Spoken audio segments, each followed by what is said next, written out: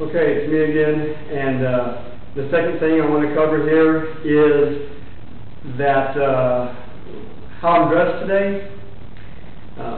This is how I work as a peace officer, so this is an example of how I dress when I'm off duty. I was off today and I had a class in another town, but regardless, even around town or wherever, if I'm dressed in average clothing, this is normally how I dress. I'm not talking about the striped shirt or the cute pants with a pocket on them. I'm just talking about giving you an example. And what I mean is that the way I'm dressed hopefully looks somewhat inconspicuous. I know that the pants may tip you off as a paramilitary or police kind of guy, whatever, but relatively inconspicuous. Now I'm a small guy carrying a large frame pistol, so if I can pull it off, then of course it's easier if you're a larger guy or if you use a smaller pistol type of thing. Since I'm a peace officer, I don't worry too much about the imprinting, which is of course, when the weapon can be seen through the clothing or whatever concealing it. So this is just a method to consider, to think about for those of us who can legally, and of course in my personal opinion, all of us should legally be able to carry a firearm, because as long as you're a U.S. citizen and we have the Second Amendment, you should be able to carry a firearm in any configuration as long as you're an adult male or female, of course, even some responsible children, but that's a whole other topic. But again, here, if you're lawfully carrying, or if you have a need to carry concealed, if you are an off-duty police officer, or if you are a CHL, concealed handgun license holder, then this might be a method you would like to consider. I'm using a Bianchi. It's a leather, and they're also available in nylon. Nylon's about $20. This is about $60 to $70 by the time you get it in the mail. I've had mine for a few years, almost probably going on about 4 years. But it's got a retention. It's got a finger lock. I think it's called a finger lock. I'm not sure exactly how it's marketed.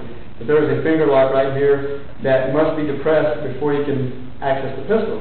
I really like this because it gives me a little more security. If I have to roll, if I have to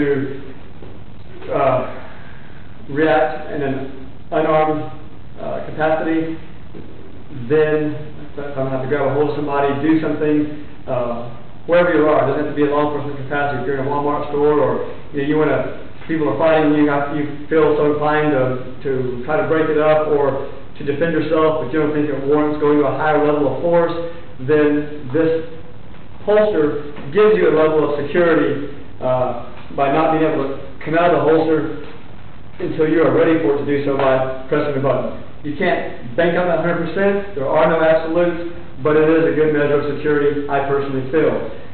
So when I am ready to access the holster, the method that I like to use is I like to raise my shirt, secure the shirt, rock out to a weapon retention position, keeping the pistol slightly canted from my body so the slide does not get locked up on anything like clothing or body armor or thick coat of some type. You want to be able to let the weapon cycle without the slide catching on your clothing. From here, you can punch out into a position where you can shoot. Now, there's many different methods on how to stand a stance with the pistol. I'm hoping to cover that in a later video, but this particular clip is just, again, showing off my fashion here on that, just an idea on how a person might want to carry off-duty or with a concealed handgun license type situation. Whenever you have to have a lawful need for concealed carry, this, in my opinion, is a good way to do so.